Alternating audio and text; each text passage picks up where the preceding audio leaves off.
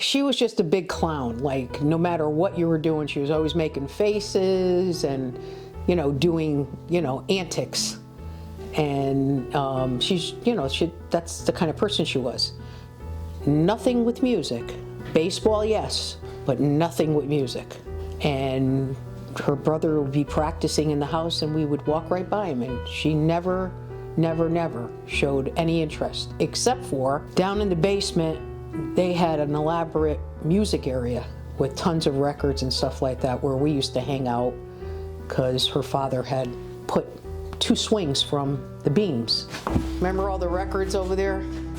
Yeah, there was all Harold's collection here, and that looks like it's the original shelving and the pipes. I think it's because it's bolted to the floor, but the swings were over here. Remember the 2 swings? We used to put the records on, and let's look for the holes. They're right here. You see them? Definitely. Yeah, because those are the 2 holes. Because you got the holes there and holes there, because the swings were right here. You see? And we would face the music and swing back and forth. Other than that, never any signs of being interested in singing, music, playing an instrument until that marching band. But I mean, there was still no singing. It was a band. It was drums. No singing. And then when she did start singing, like, you know, I was shocked. I was like, she never, ever sang. We never sang at school. She never did any solos. My mother was a big scooch, and she'd walk in and my mother would go, "Oh, Hollywood's here." And, you know, 20 years later, you know, she's a star, you know. It's very hard to listen to her music because you could actually, she has a beautiful voice. Where it came from, we'll never know. Call that baseball being outside, probably, the air. There was a sadness to it. And, you know, so it's hard to listen to it.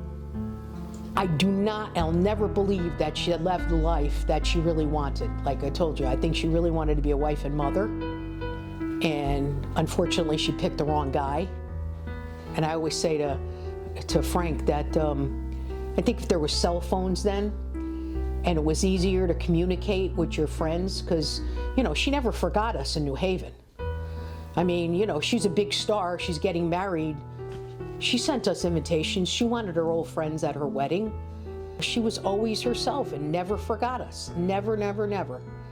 But I just don't think that she wanted that lifestyle, and nobody will ever convince me otherwise. I think she wanted to be married with a family, the little house with the white picket fence. She loved children, and I really think that's what her, you know, her thing in life was. I don't think she wanted to be out front there. She did a great job when she did get out there and she got accustomed to it, but I don't think she was ever happy being in the limelight like that. But they made her who she was. You have to give it to Richard.